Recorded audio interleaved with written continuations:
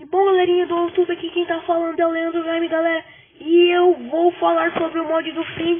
Eu só vou ensinar. Só vou falar que eu vou tá deixando aí na descrição o mod, galera. Eu vou pôr aqui a carinha dele. Vocês vão vendo em outro canal de outra pessoa como se usa o mod.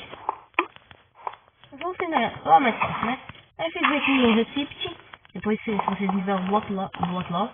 Eu não sei como pôr na descrição do Block Launch. Mas vocês põem aqui, ó. Clica nele. O primeiro é pra você selecionar o nome. Vai aparecer, você clica aqui, ó. Aí você vai selecionar com a skin concluída de lado, Donner.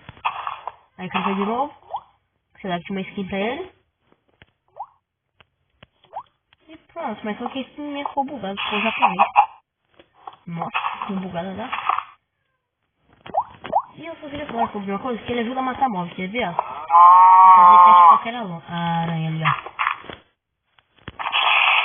Eu não vou bater nada. E eu vou morrer muito com ela. Matou, filha da mãe, aranha! Tava com pouca vida, que tava tentando gravar o que aconteceu. Ah, agora, não sei se ele matou ela, vocês podem ver. Onde ela tá chegando fora. Se eu não souber, eu vou furar a minha armadura. E se eu bater nele alguma vez, ele vai ganhar bastante. Assim que eu não vou bater nele. Não adianta nem eu subir aqui, porque ele não vai dar certo. Deixa eu ficar com ele.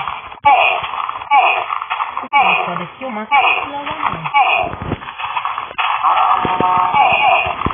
Matei? Eu não sabia, com uma vida. Agora só deixa eu terminar o vídeo aqui, né? É só isso. E bom, galera, espero que vocês tenham gostado desse vídeo, que eu vou estar deixando aí na descrição o mod.